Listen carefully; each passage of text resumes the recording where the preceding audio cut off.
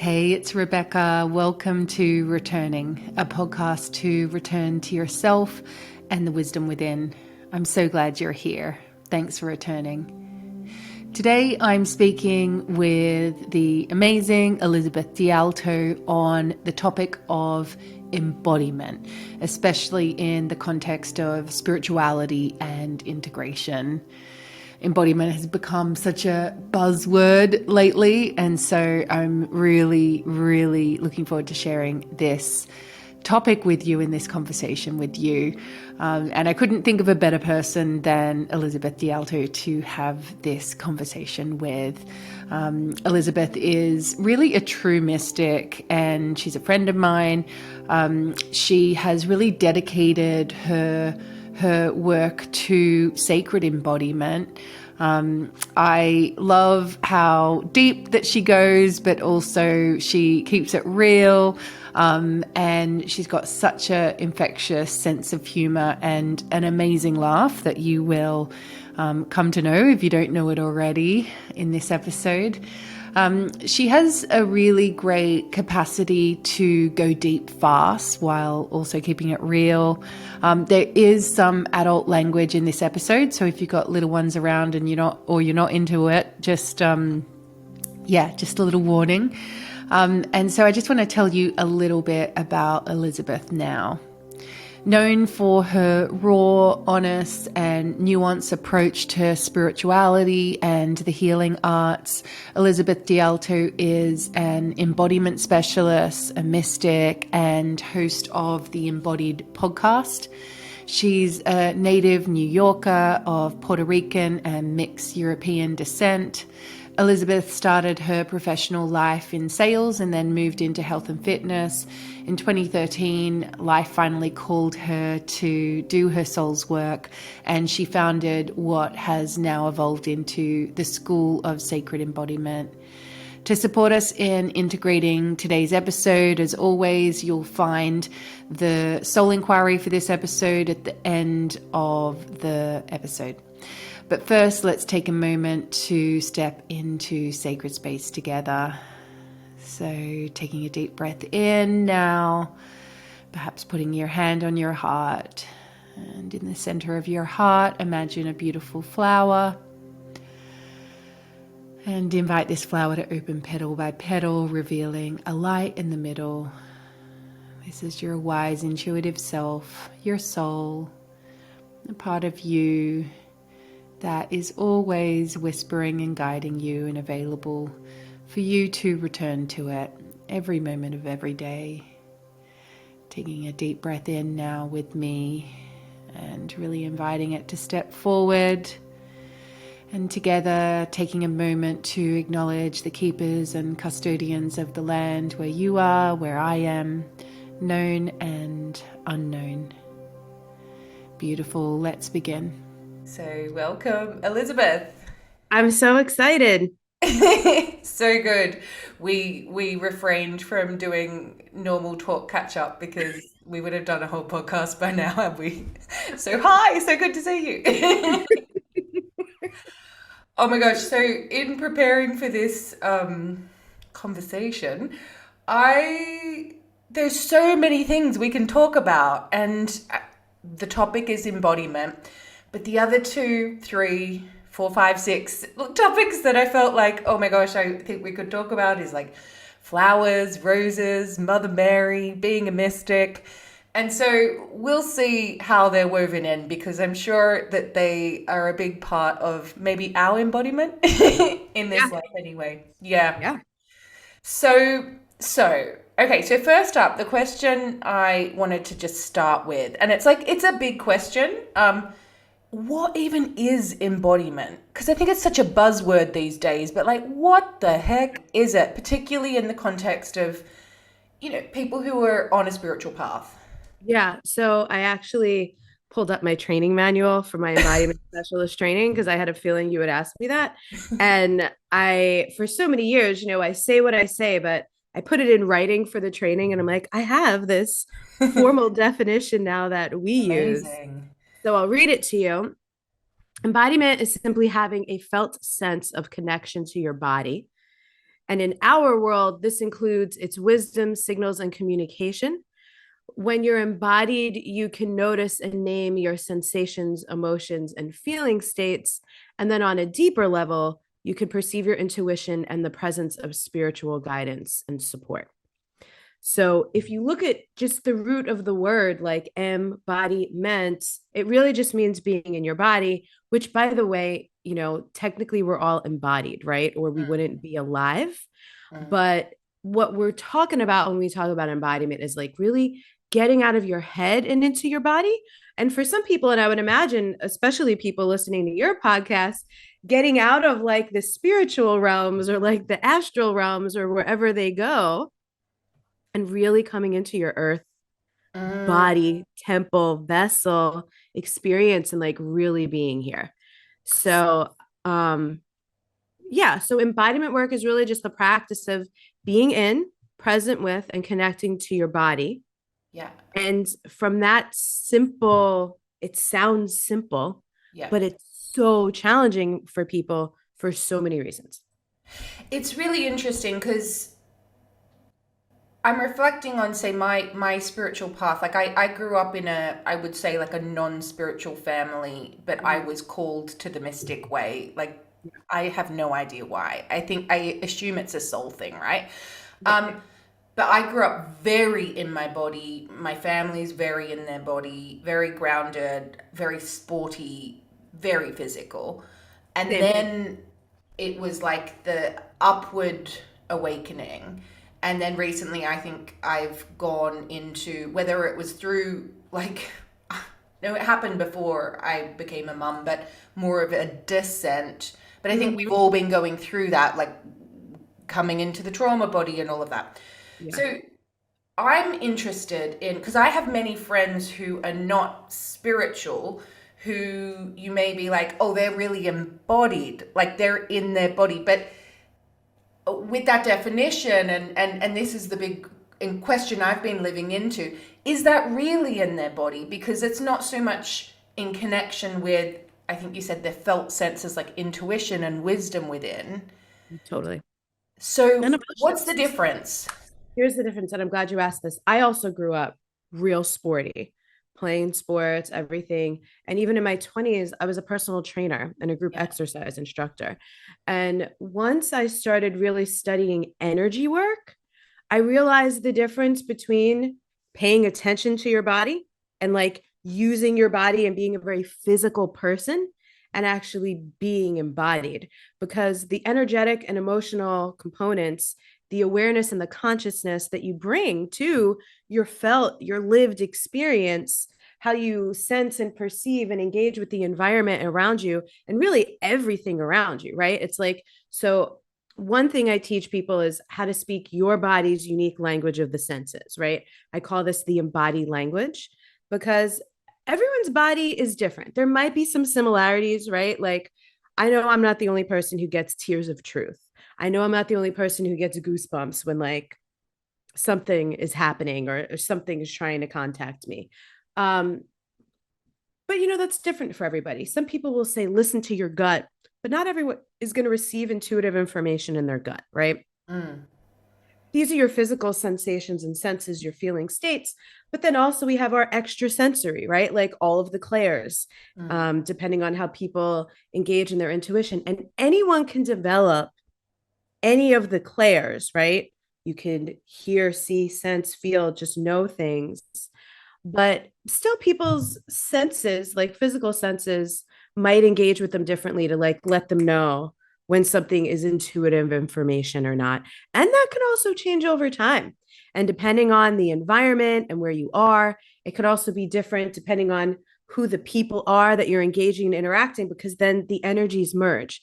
So a roundabout answer, because I just wanted to give some examples, is the difference is when you have like energetic and spiritual and psychic awareness, that's going to bring embodiment to a completely different, this is why we call it sacred embodiment, right? Because embodiment is on its own is like somatics, nervous system stuff, things like that, which are super important to understand. And like, that's the foundation. But for those of us who are wanting to have this be a big part of our spiritual journey and healing and growth and transformation, those other components make a big difference. Mm. I love that you have mentioned like the clairs, for example, because I remember having this kind of like breakthrough moment. And it's like the most obvious thing when you actually realize it. When I was like, oh my God, no, the body is intuitive. Like it's through the body's senses that we receive our intuition. And whether it's like intuition is intelligent pulse of life or soul or whatever it is, but like it literally is through our body that we are intuitive. Yeah. Yeah. And again, yes, and right. Because some of us, like, I'm Claire Cog, I just know shit. Mm. But still, that's a sense because I'm hearing it. It's like occurring to me like a stream of my own thoughts. Mm. And like the thought is also brain, right? Yep. Yeah. Yeah. Yeah. Like if you didn't, You didn't have a brain. Well, maybe you would have a thought. I don't know. who knows? Now we're going to go deep into the cave. What is thought? What? Who is the I in I am? I love People it. are like, please don't go there today. All right. Let me think of a very clear question now. All right, no, I've got one. What role does nature and the land and have with embodiment? So for me personally, as a person who one of the biggest things I've had to heal and tend to in an ongoing way is a mother wound. Mm. It's everything because it's like being held infinitely and vastly in ways my human mother couldn't. Like, I have people in my life who mother me, but to me, that's just like the ever present, always reliable way to go let your mama hold you. And in embodiment, my goodness, we need to feel safe. If Mm. we're going to like heal and transmute anything, and if we're going to expand, receive intuitive information and stuff like that, and make it useful, we need to feel safe. Mm. So, nature, two things in a very practical, like earth way, I can feel held and grounded and safe. But then in like the more spiritual way, that's also my connection to the Divine Mother. So it's like very earthly and also very mystical at the same time. Mm. And do you see that that is linked with like severing of lineage, severing of um, connection with ancestral lands? Like, do you see the link there? Big time, because I'll tell you, it's funny. I was thinking about this morning when I was making my smoothie. In 2020, I had lived in Los Angeles for several years, and I decided to move up to the Bay Area in October of 2020. It was kind of my last ditch. Like, I knew I needed to move out of LA, wasn't ready to move back to the East Coast. And I had some friends up in the Bay, and I'm like, all right, let me go try the Bay Area. I had really liked it every time I had visited, which had been several times over the years. And when I got up there, it was the worst. Um, Over time, right? I just realized it just wasn't a fit for me. I need to be near the ocean. Like, there's just some things that didn't work for me up there. But I started doing, through a friend of mine who lived up there, some ancestral healing work. And that was the catalyst for so many things that are now like back in like incredible alignment, or perhaps in better alignment for me than they ever have been before. And that's how I ended up in Miami, because as like a mixed race, multi-ethnic person, I have all these lineages, right? Like my mom's dad was Italian and her mom was German and Irish. My dad is mostly Puerto Rican. His mom's Puerto Rican. His dad was Italian and Puerto Rican. Salsa dancing is a big part of my life. Like, I can only live places where I could go salsa dancing any night of the week if I wanted to. But it was also like, where could I live that would put me, like, let me be immersed in at least one of my cultures? And that's Miami. It's also only a 2.5 hour flight from Puerto Rico, 2.5 hours from the Northeast, where the rest of my family is. So, and then the warm ocean, the tropical environment, because even like Puerto Rico, it's hotter. But this is Miami is basically the Caribbean. So that environment, like the humidity, it's so dry in California. There were all these different elements that once I started doing that ancestral healing work, within 2 months, they were like, time to move to Miami. Yeah. And so, but that could be different for everyone, right? Like for some people, it's about like the environment, like literally the physical. For me, the humidity, a warm ocean, and getting to be on an ocean that like my own ancestors communed on in some way, shape, or form, you know? Um, that was really compelling and that felt really important to me. But for some people, it might not be about the environment. It could be, again, anything that might give you access to your own culture or ancestral lineage or whatever. Maybe there's a teacher there or who knows. So interesting. And okay, I want to go back to Great Mother. Mhm. And so, what does Mother Mary represent for you then? Um, I love my Alana Fairchild Oracle decks. Mm, And in 2016, I was healing from a really intense breakup with an emotionally abusive person. And someone suggested the Mother Mary Oracle deck for me. hmm. And it was so amazing to just have a way to engage with her other than like the Hail Mary, which I do love that prayer and I do say the rosary. Um, it's just like that ever presentness. And then because I've studied, other world religions and lineages and stuff like that, it's like she's in everything. You can see her in everything, wearing a different face in all these different places. But for me, it's just like that real, true, like unconditional love, that Mm, like actual mothering. I mean, I feel like I have conversations with her and I get mothered the way I need to be mothered. mm, Um, I get held, I get protected, I get illuminated, all the things, and it's just always there. And it's funny because at some point, because I've had it for so many years, you've probably seen my big Mother Mary statue in a picture on Instagram. hmm. When I ordered that in 2017, I thought I was ordering like a regular size statue. And then when it came, I was like, oh, I ordered garden sized. There is no going back. I know. And I was like, oh, look at this. She's like, let me take up more room in your life. And I was like, okay. Mm, So I bring that statue with me wherever I go. And, people, again, people are different. Do we need these physical things to connect? Not necessarily, but just having that symbol, that touch point, mm, like a totem that always feels, the tactical, I'm very sensual. Like I mm, need the stuff that I could sit with, be with, see, touch, read, feel. mm. And then what about Mary Magdalene compared to Mother Mary? So one feels like my mother and one feels like my sister. I love Magdalene that. feels like a sister. Mm. And Mother Mary is our mom.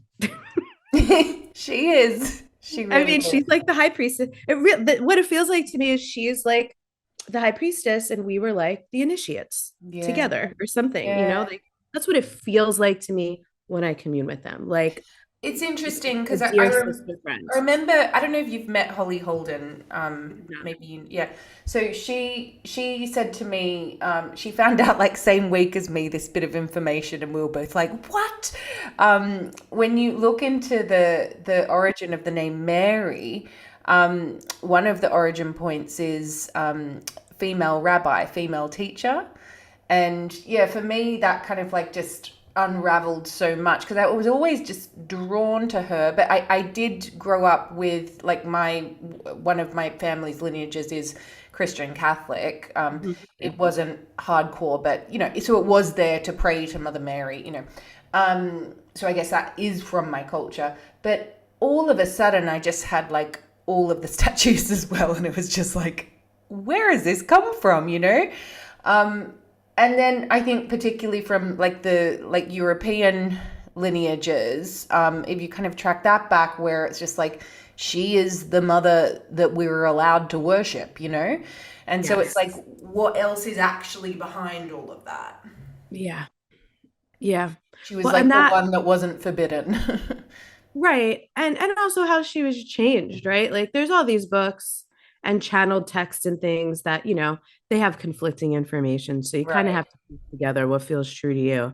But I really do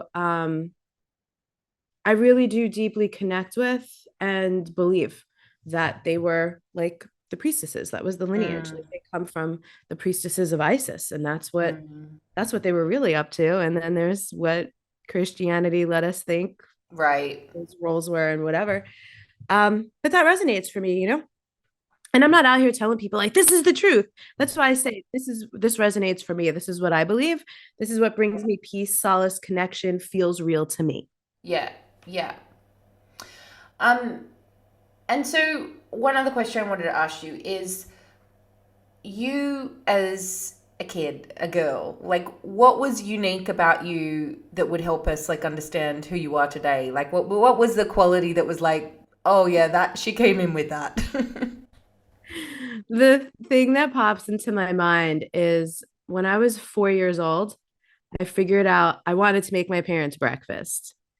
And I figured out how to make the coffee correctly. Like the right amount of water, the right amount of like I made a perfect pot of coffee when I was 4 years old. But then what I also did was I put the bagels in the toaster in the bag and almost set the kitchen on fire. So I think what's so funny about that story is like I nailed the more complex thing. And the simple thing, I was like, whatever, and almost set the house on That fire. doesn't matter. Well, coffee is a sacred liquid, I think, for me Listen, anyway. for real. So there's that, and there's one other thing. I had to like get into like me at that age. Yeah. I had like my favorite toy was probably I had this big green chalkboard and I would line up my stuffed animals, the animal kingdom, and I would teach lessons. I was a teacher. And before I Oh, even knew how to like spell or, you know, anything, I was just like drawing and I was teaching. And so that teaching was like my favorite game to play is probably one of those things. But then just the funny piece about it, I grew up on Staten Island, which anyone listening, Staten Island is one of the five boroughs of New York City. It's kind of like the least popular one, but you know, stereotypes about New Yorkers are real sometimes. So my parents are listening to like the baby monitor, and I'm up, you know, teaching my lesson to the animal kingdom. And the lesson of the day is all the words you're not supposed to say. no way. I was like That three or is four, so you. right? Every single, I hit them all except the C word because that wasn't really a word. I know you're Australian, Well, so that's just, it wasn't really a word then, was it? I didn't know I it. mean, yeah, it absolutely was, but it Oh, it wasn't was, okay. in our like Not in Sydney, New Australia. Yorker vernacular. That wasn't one of ours, but like all the other ones. And they were dying listening to that because it was both like, this is adorable and is hilarious. And also, this is our fault. That's hilarious. Yeah. Oh my gosh, that so describes a piece of you that is so unique. Like it's like I was feeling before. I'm like, what is the quality? Because I'm like, on one hand, it's like, and this is the way I perceive you. There's this what I see in you is like a deep, almost like a fierce confidence, but also this bullshiness. Like, is that like an accurate perception, or is that just how I I've see never you? heard bullshit. What is that? Bolshy. I don't know. Bolshy is like I don't know the definition, but it'd be like, "Hi, I'm Bolshy." Call Like it. I'm kind of like, I have arrived. Here are my amazing sunglasses. I don't care what you think. Like there And is that a is correct. that is correct. I mean, here's the other thing I put that to the confidence thing. I was the firstborn grandchild in my generation, and it was just me for 4 years. So I got like everyone's love and attention. Wow. They were so excited about me. You know, I Yeah. really feel like that was so formative that it was, and it's cool because I have a 4 year old niece now and she's the only one, and I'm seeing it in her, right? Because Wow. everybody loves her and she knows it. And like you do all this healing work, you know, the thousands of people that you've worked with and met and engaged with over the years, how many people's deepest rooted issues come from feeling unloved. I Totally. never felt that. Wow. I always felt super loved and they were, and from a young age, and I appreciate this about them, even though they have trouble accepting the expression of it, they were like, this is a person who's going to just be her own person.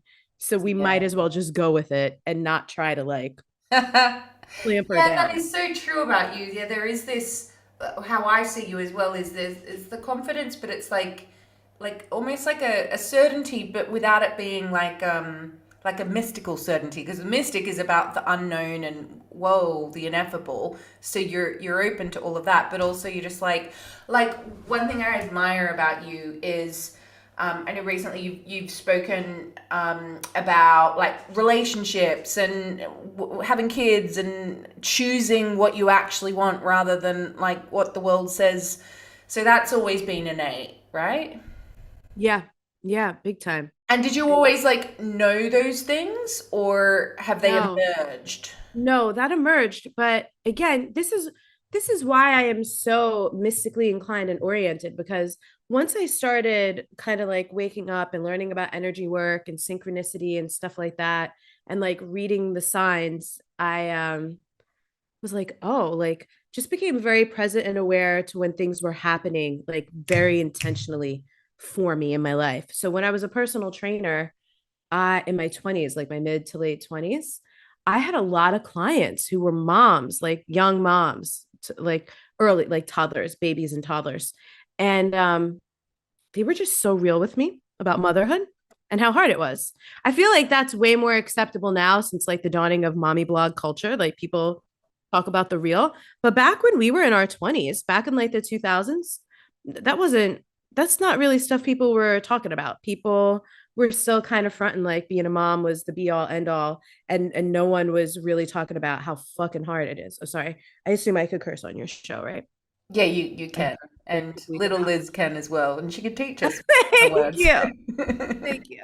And so that started to plant seeds for me. Like, maybe I don't want to Mm, do this. I mm, just assumed I would, right? Because I was mm, still on the like, oh, people grow up, get married, and have a baby. And I'm mm, like, oh shit, I don't have to do that. And then, after being in so many, I've been in like 6 serious relationships and long, like I consider anything over a year long term because it's like a while, mhm, especially in modern dating culture. mhm. And after a while, it was like, I actually also, because for the longest time, I'm like, I don't want kids. I just want a husband. And then I was like, I don't think I want one of those either. Mm, Like this past summer, I was driving home from like epic night with a lover friends, and I'm on the highway and I'm laughing to myself. And I'm like, I'm pretty sure I feel the same exact way about men that I feel about kids, which is love them, but I don't want my own. mm, Love being able to like drop in, spend some time, and then come home to my peaceful life. I was mm. like, this is hilarious. Men and children, not my thing. Amazing. Amazing. Well, yeah, I really resonate with obviously, I am a mum and I'm about to be another mum again. So that came quite unexpectedly. But I personally, I didn't really tell many people about it, but I wasn't sure until right before I had Sunny that I wanted to be a mum. Like, and if I'm honest, like, I was one of my biggest, I'd say, fears around it was, I mean, there was the whole female line stuff that was fully charged with birth and all of that. But besides that, it was definitely, I was so afraid of not fulfilling my soul mission. Like, since I Mm, was so young, I was like, I got to do this. Like, and I didn't know what this was, but it was like, it was my priority over yeah. family, relationship, everything. And I kind of still is, if I'm Yeah. honest. Yeah. Yeah. Yeah. Where did I see this recently? I was reading I was reading a post somewhere of it was a daughter to a mother. Oh, it was Alexandra Franzen. I guess her mom, I don't remember if she was like an artist or a performer or what she did, but she finally understood when she became an adult why her mom prioritized her work. She had taken it personally for a really long time. And she was like, I understand why you had to go do what you do. So I think that's cool. And I think that's the soul contracts, right? Like, for Mm, whatever reason, your kids are picking a mom that has like a big soul mission. right. Work will be a priority, but it won't be like a workaholic. It won't be because she has to be the breadwinner and the provider and she's stuck in like the capitalism hamster wheel, Right. Like you'll get to see someone really having a big purpose and following Mm, a mission and a vision and like that being a big part of their life because it's a big part of your life. And I'm Mm. sure we'll get to find out 20 years from now why that needed to be their mom. That's cool. So interesting. Yeah, interesting. I remember when this is turning into you interviewing me now, so apologies. Can't help But it. when I had Sunny, I a couple friends got me like his chart as like a gift for having him. Most people would like send like, I don't know, booties or something, but my friends sent that kind of stuff, which I love. And there was this like echo in both the readings where they said, I think it was like he's got Venus in Scorpio, Cancer moon and all this, and they were like, whoa, he's come to work with the mother and he needs many faces of the mother through his life. And it was like this, oh, I got chills when I heard it because I'd been kind of really struggling with the whole like mother piece, like you touched on before, which I really resonate with, and how to be the mother, but then I need the mother and all attachment stuff comes up and all that kind of stuff. And so I was just like, how do I do this? And then so that actually spurred something in me where I started talking to his soul and I said, you need to call in the many mothers, because I know that like I don't have it in me to be like fully present for 8 hours a day with him. I literally don't. I can't do it. I'm really good with loving presence for 20 minutes, but I can't do it longer than that. It's literally not who I am. Yeah. I'm so happy to hear you like just saying that and giving anyone listening permission to be like, me too. Because that's really hard for some people are not built that way.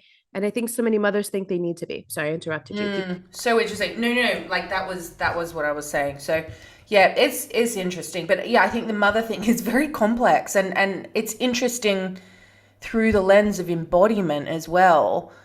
And so, okay, so another big one, or two more big ones. First of all, what role does like awakening, whether it's like an ascent or descent into the arms of the mother, an integration play with embodiment? I'm so glad you're using my favorite friggin' word, integration. Which one? Integration. Integration. Because again, I see too many people just want to like practicing. There's just like a lot of performative embodiment work out there, right? Flower crowns, getting naked in the forest. And listen, yeah, it's so true. That's why I'm like, what even is embodiment? Like, right. And listen, for some people that's real. Yeah. Right. But for some people, it's just like a photo shoot on Instagram. But here's something many years ago. I remember I used to get really agitated by this because I'm a Virgo like you, and I'm so devout with everything that I do. And for me, mastering my craft is always so much more important to me than mastering the art of business. And like that was, I don't have this resentment anymore, but for years I was like, why do I have to be a business person? I just want to be a medicine woman, like I'm a mystic, I'm not a CEO. Yeah. And God's like laughing at me like, ha ha ha ha ha, you're both. You chose this time. You're alive in this time. You got to be both, girlfriend. And I'm like, damn it. So, but there's a way to do things that's performative and that's not.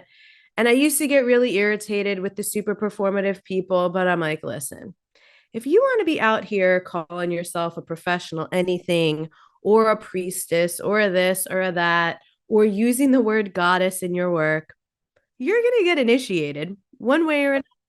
And that's not my business, and that maybe, and I also don't know how the great mystery is wanting to use you, right? So that might not be my way. So I used to kind of rag on that shit a little bit. Now I just acknowledge that it's a thing and it exists, and I don't know what their path is, or I don't know why certain people are attracted to that or whatever. But for me, it's about like being that conduit, like being the bridge between heaven and earth. Like I'm about to get I've been wanting to get a Vesica Pisces tattoo for so many years, because just that symbol, that like the masculine, feminine, like the chalice well, right? all of that, everything, the heaven on earth, the what comes through that portal and the overlap is so, that's what I'm here for. And that's the integration for me, right? Is like, if we're going to go into the ether and get anything, it's only to bring it back down here on earth to create a better experience for anyone we might be able to touch. And of course, including ourselves, you know? And if we are doing this deep work, of course, we owe something back to the land that like nourishes and feeds us, and like the land in general, not like I'm looking out my window and there's a pool and there's Biscayne Bay. Like that's not necessarily feeding, like growing my vegetables, but you know what I mean. I do. So then, what role does like trauma play in embodiment? Like, is it inevitable that that will come up the more you kind of, because I kind of see it like as if the sacred embodiment, I love that it's those two words together, because it's not just being in a body and being physical, yeah. It's bringing the soul more fully here into the body.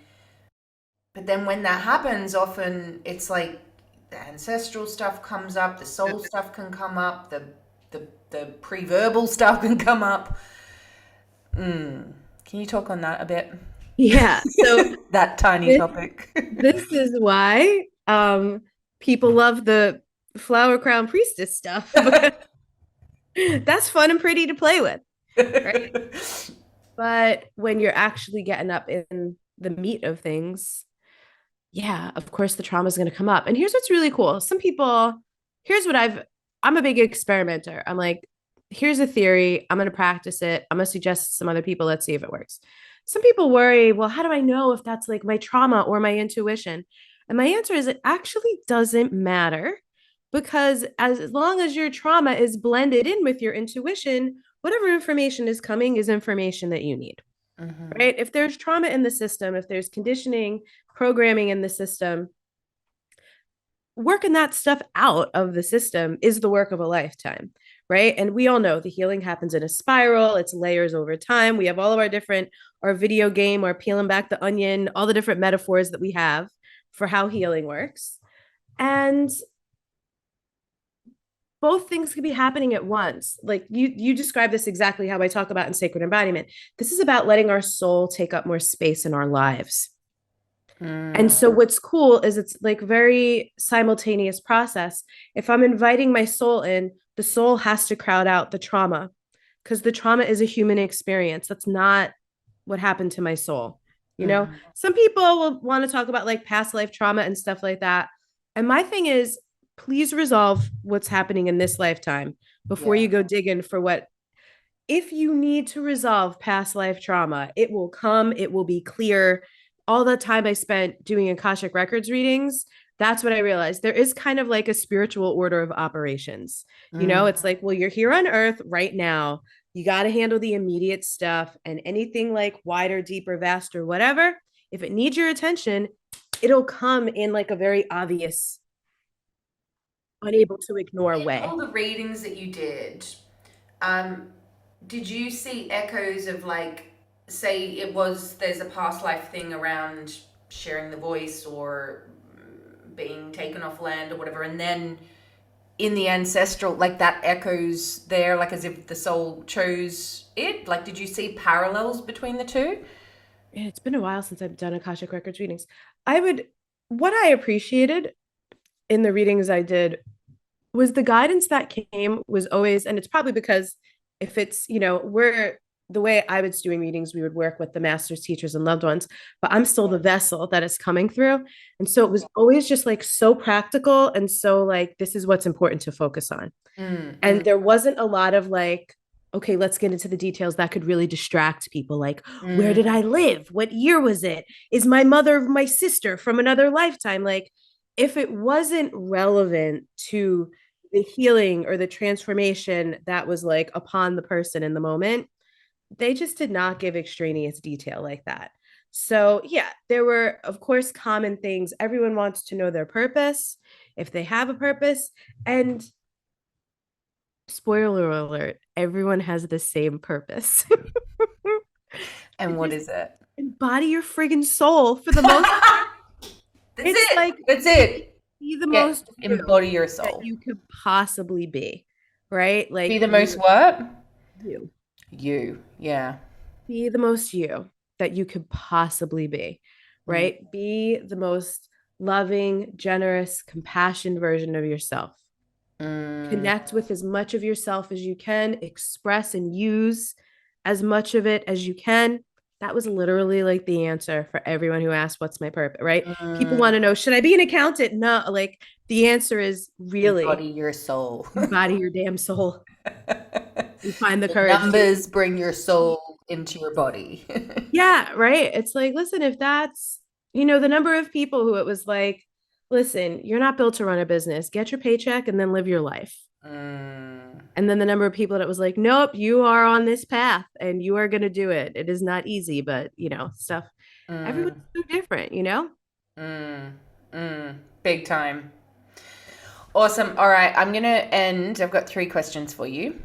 The first one is, who is your favorite mystic of all time?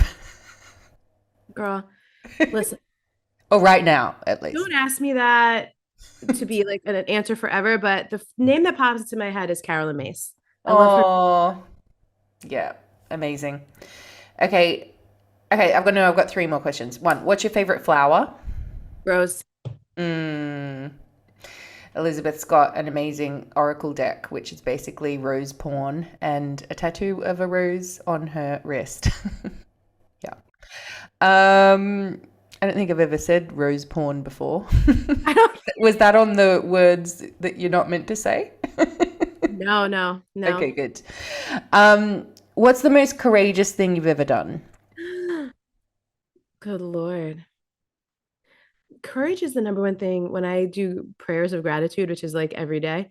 I thank you for my courage because, like, honestly, every day, just like being willing to be myself in a world that really doesn't want women like me running around, having a platform, guiding other people to be themselves and rebel against all these systems and all this bullshit. Like, that's it. I do not relent on my mission and putting my work out there. And that shit's hard. It is. People, I think, look and go, easy for her. No, like it's not easy for any of us. Some of us are just so inclined and passionate and can't not do it. We're not going anywhere. But it doesn't mean it's hard. I personally think it's like sometimes the only thing harder than answering the call is not answering it. So it's like, really? Yeah, I've seen the consequences if I don't.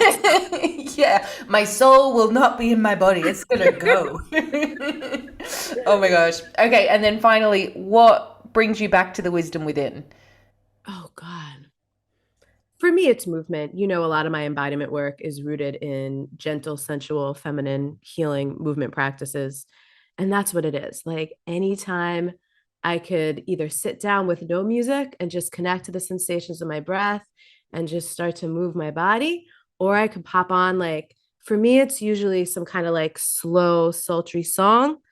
It'll really get me like just dropped in, feeling like I am melting into the earth and I am an animal. And that's what does it. And do you have a favorite song to do that at the moment? I always have so many songs. I'm like a cosmic DJ in that way. But there's a song by Hosier that's a couple years old. It's called Movement. And it's so like that one always gets me.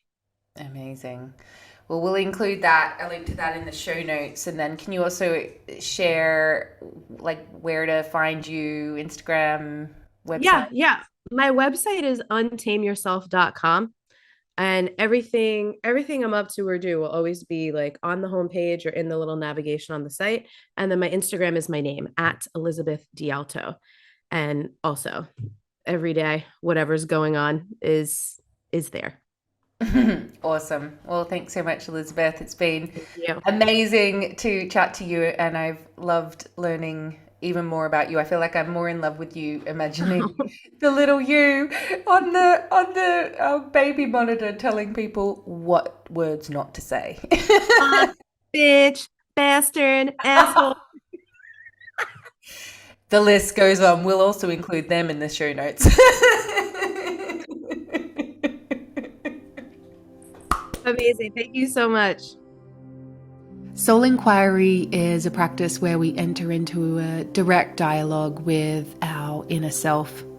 I like to journal my answers, so write my answers down with a pen and paper, as I find that I receive more deeply that way. So you might like to grab a pen and paper if you want to join me in that way. But if that's not feasible, just feel free to do what works for you, maybe speaking it out loud or just tuning into the inner wise voice within.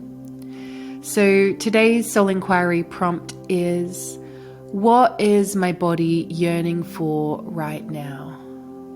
What is my body yearning for right now?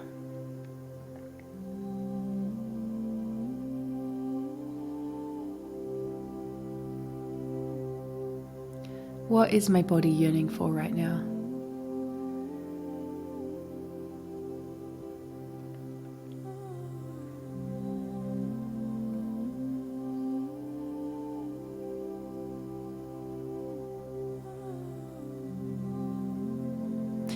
And today I have a extra second special soul inquiry, and that one is, how can I invite my soul to be more fully here in my body? How can I invite my soul to be more fully here in my body? How can I invite my soul to be more fully here in my body?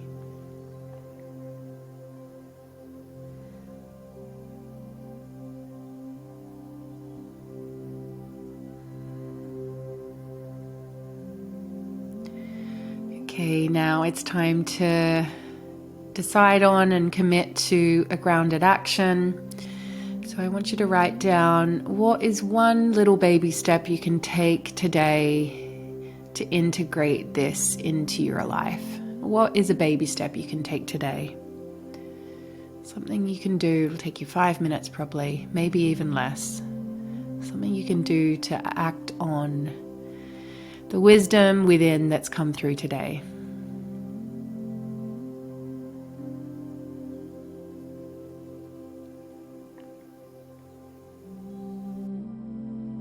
I've loved today's episode. What a great conversation. Thank you for returning with me and listening with Elizabeth DiAlto too. If you'd like to keep returning to yourself and returning here with me, then please hit subscribe.